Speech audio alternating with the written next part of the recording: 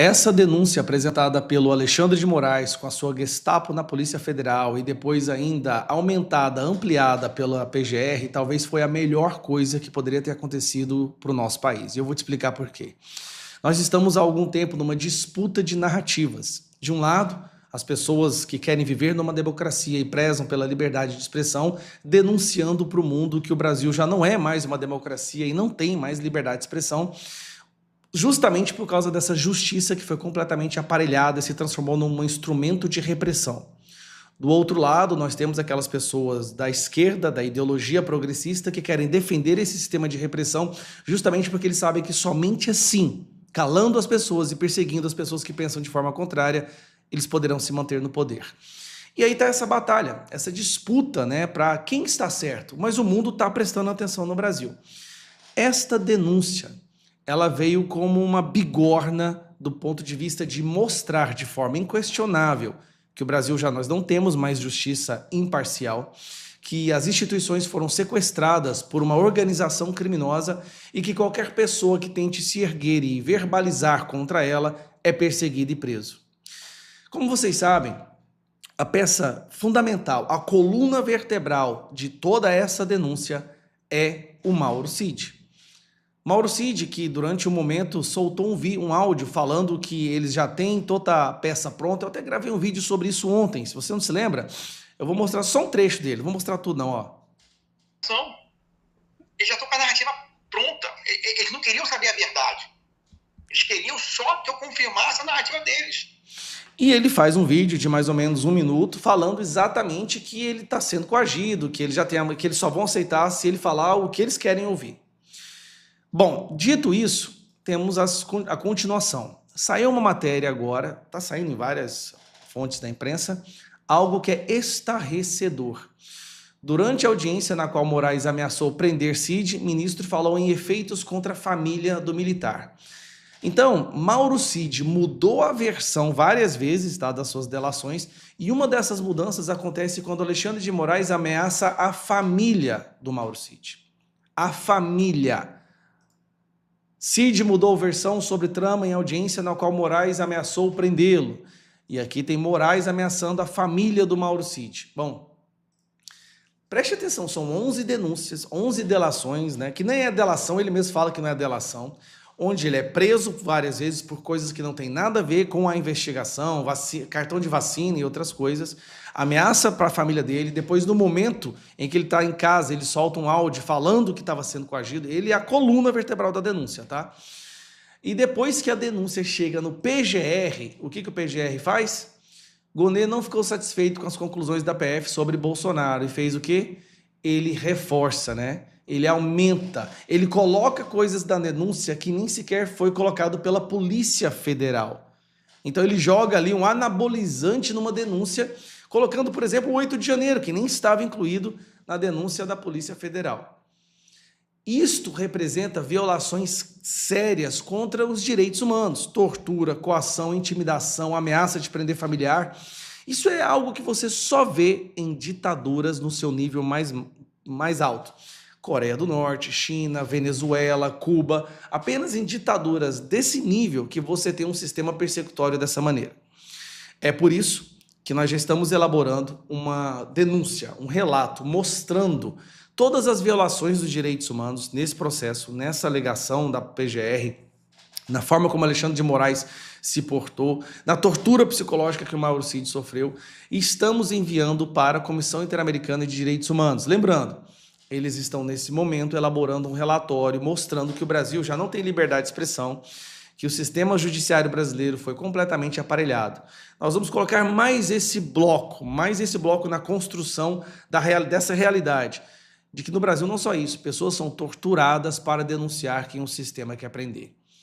Então esse relatório vai ser enviado para a Comissão de Direitos Humanos hoje, ainda hoje, e com certeza será levado em consideração na elaboração do relatório que virá dentro de alguns meses, que vai ser, isso eu garanto, um relatório que vai destruir a credibilidade, se há que é alguma, a credibilidade da Suprema Corte Brasileira, da Procuradoria-Geral da República para o mundo inteiro. E aí que essas pessoas que desrespeitam a nossa Constituição, direitos fundamentais, paguem por isso. Pode ter certeza que a justiça será feita. A gente vai aguentar essas pessoas por mais alguns meses, mas a justiça virá e vai vir com uma marreta muito forte.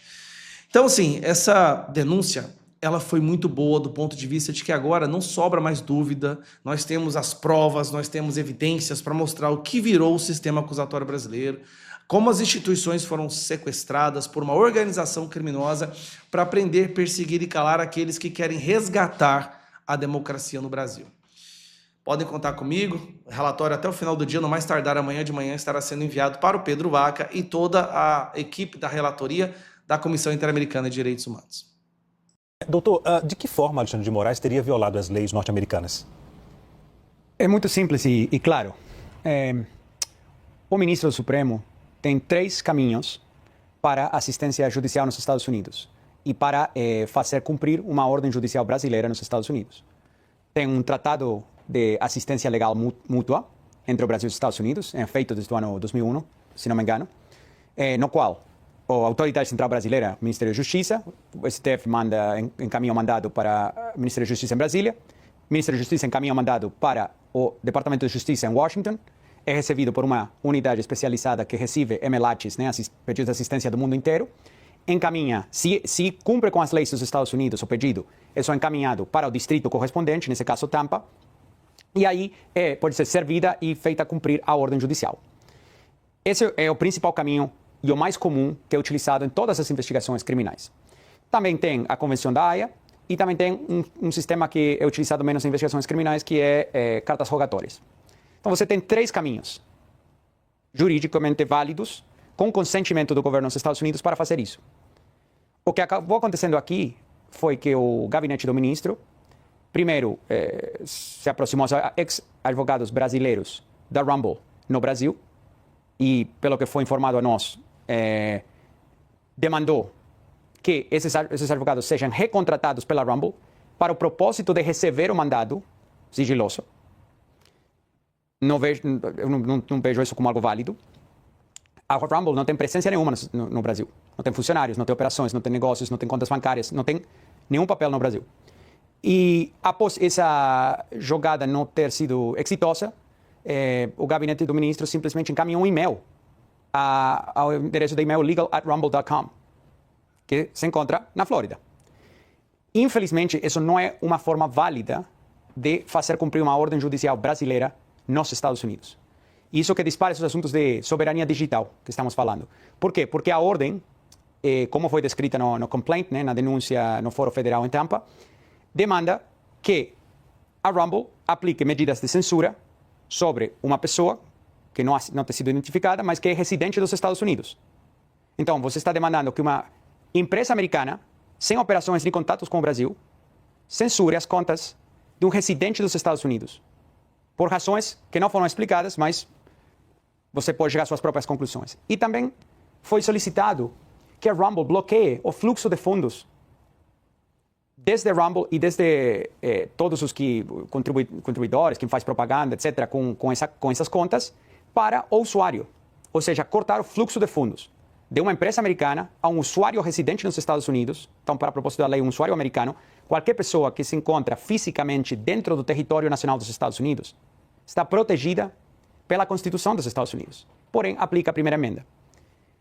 O mais preocupante disso é que essa pessoa já teve um pedido de extradição pelo ministro, que foi recusado pelo governo dos Estados Unidos. E após isso, fazer um e-mail, mandando um mandado por e-mail, com certas ameaças que vocês podem se imaginar, estão descritas na denúncia, mas se não é cumprido em 2 horas, você pagará uma multa de X, você será, vamos apagar o serviço no Brasil de formas não especificadas. Então, uma série de ameaças. Se esses mandados tivessem sido feitos pelo MLAT, também é extremamente provável, quase certeza absoluta, que teriam sido recusados pelo governo dos Estados Unidos. Então, essa é a grande questão. E isso foi o que disparou a Trump Media e a Rumble acionar o processo para falar a censura para aqui, a censura para a nossa fronteira.